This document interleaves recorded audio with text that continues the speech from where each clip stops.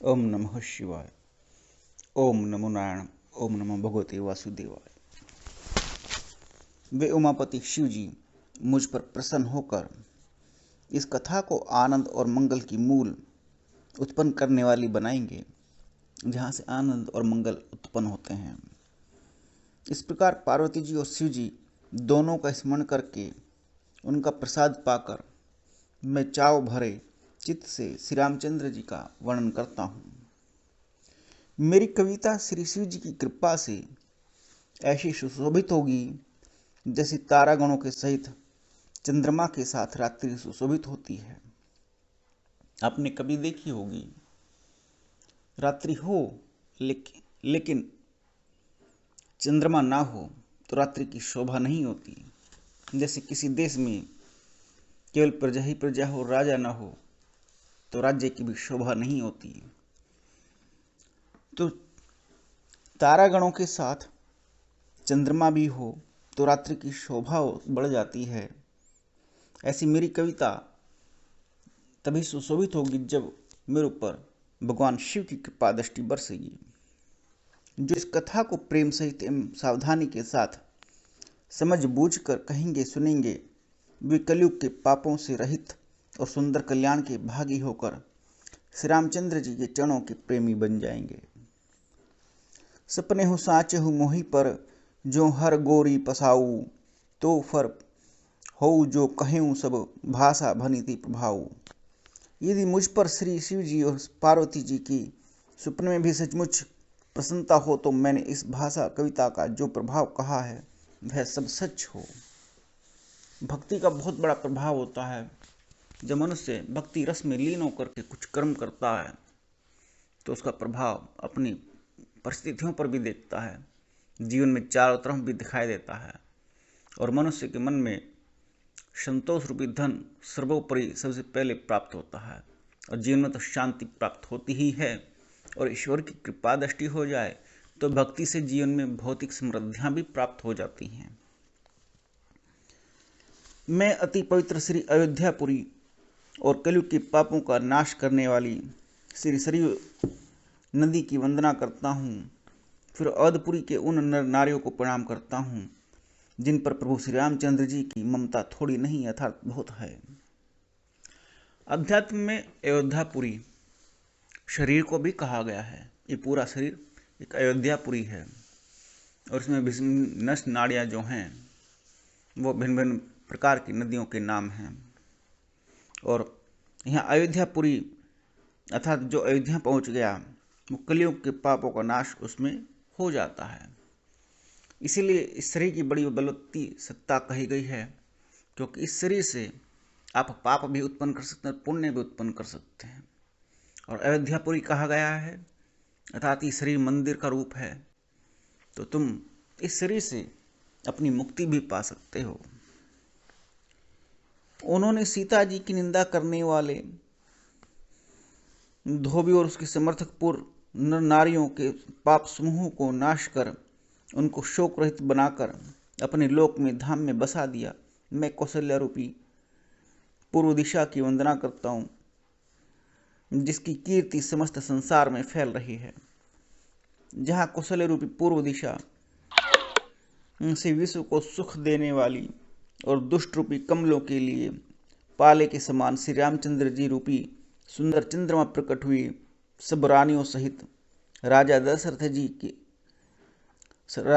दशरथ जी को पुण्य और सुंदर कल्याण की मूर्ति मानकर मैं मन वचन और कर्म से प्रणाम करता हूँ। अपने पुत्र का सेवक जानकर वे मुझ पर कृपा करें, जिनको रचकर ब्रह्मा जी ने भी बड़ाई पाई, तथा जो श्री राम जी के माता और पिता होने के कारण महिमा की सीमा है। मैं अवध के राजा श्री दशरथ जी की वंदना करता हूँ, जिनका श्री राम जी के चरणों में सच्चा प्रेम था, जिन्होंने दीन दयालु प्रभु के बिछुड़ते ही अपने प्यारे शरीर को मामूली तिनके की तरह उड़ा दिया, अपने शरीर को मामूली तिनके की तरह त्याग कर दिया। मैं परिवार सहित राजा जनक जी को प्रणाम करता हूँ, जिनका श्री राम जी के चरणों में गूढ़ प्रेम था, जिसको उन्होंने योग और भोग में छिपा कर रखा था। परंतु श्री रामचंद्र जी को देखते हुए प्रकट हो गया। भाइयों में सबसे पहले मैं श्री भरत जी के चरणों में वंदना करता हूँ, चरणों में प्रणाम करता हूँ, जिनका नियम और व्रत का वर्णन नहीं किया जा सकता तथा जिनका मन श्री राम जी के चरण कमलों में भौरों की तरह लुभाया हुआ है, कभी उनका पास नहीं छोड़ता, कभी उनका संग नहीं छोड़ता है। मैं श्री लक्ष्मण जी के चरण कमलों को प्रणाम करता हूँ, जो शीतल, सुंदर और भक्तों को सुख देने वाले हैं।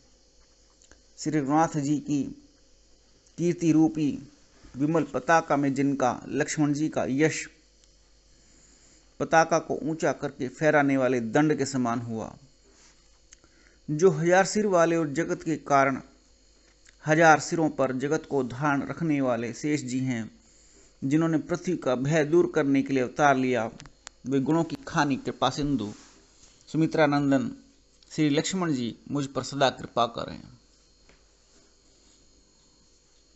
मैं श्री शत्रुघ्न जी के चरण कमलों को प्रणाम करता हूँ, जो बड़े वीर, सुशील और श्री भरत जी के पीछे चलने वाले हैं।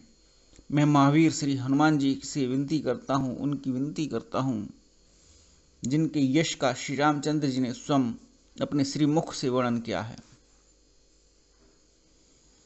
आपने बहुत फेमस पॉपुलर है ये दोहा सुना होगा। पिरनमो पवन कुमार खल बन पावक ज्ञान घन, जासु हृदय आगार बसही राम सर चाप धर। मैं पवन कुमार श्री हनुमान जी को प्रणाम करता हूँ, जो दुष्ट रूपी वन को भस्म करने के लिए अग्नि रूप हैं, जो ज्ञान की घन मूर्ति हैं, जिनके हृदय रूपी भवन में धनुष बाण धारण किए श्री राम जी सदा निवास करते हैं। वनों के राजा सुग्रीव जी, रीछों के राजा जामवान जी, राक्षसों के राजा विभीषण जी और अंगद जी सहित अंगद जी आदि जितना वानरों का समाज है, सबके सुंदर चरणों की मैं वंदना करता हूँ, जिन्होंने अधम पशु और राक्षस आदि शरीर में भी श्री रामचंद्र जी को प्राप्त कर लिया। पशु, पक्षी, देवता, मनुष्य, असुर समेत जितने श्री राम जी के चरणों के उपासक हैं, मैं उन सब के चरण कमलों की वंदना करता हूँ, जो श्री राम जी के निष्काम सेवक हैं। शुकदेव जी, सनकादि, नारद मुनि आदि जितने भक्त और परम ज्ञानी श्रेष्ठ मुनि हैं, मैं धरती पर सिर टेक कर उन सबको प्रणाम करता हूँ। हे मुनीश्वरों, आप सब मुझको अपना दास समझकर, आप सब मुझको अपना दास जानकर कृपा कीजिए। राजा जनक की पुत्री, जगत की माता और करुणा निधान श्री रामचंद्र जी की प्रियतमा श्री जानकी जी के दोनों चरण कमलों को मैं मानता हूँ, जिनकी कृपा से मैं निर्मल बुद्धि पा जाऊं। फिर मैं मन, वचन और कर्म से कमल नयन, धनुष बाणधारी, भक्तों की विपत्ति का नाश करने वाले और उनको सुख देने वाले भगवान श्री रघुनाथ जी के सर्वसमर्थ चरण कमलों की वंदना करता हूँ, जो वाणी और उसके अर्थ तथा जल और जल की लहर के समान कहने में अलग अलग हैं, परंतु वास्तव में अभिन्न एक हैं। उन श्री सीताराम जी के चरणों की मैं वंदना करता हूँ, जिन्हें दीन और दुखी बहुत ही प्रिय हैं। श्री रघुनाथ जी के नाम राम की मैं वंदना करता हूँ, जो कृषाणु अर्थात अग्नि, भानु अर्थात सूर्य और हिमकर अर्थात चंद्रमा का हेतु है, अर्थात रे आ में रूप से बीज है। वह राम अग्नि, सूर्य और चंद्रमा, इन तीनों का स्वरूप मिलकर के जो बनता है वो शब्द बनता है राम। वह राम नाम ब्रह्मा, विष्णु और शिव रूप हैं। वह वेदों का प्राण है, निर्गुण, उपमा रहित और गुणों का भंडार है। जो महामंत्र है, जिसे महेश्वर श्री शिव जी के जपते हैं और उनके द्वारा जिसका उपदेश काशी में मुक्ति का कारण है, तथा जिसकी महिमा को गणेश जी जानते हैं, जो इस राम नाम के प्रभाव से ही सबसे पहले पूजे जाते हैं।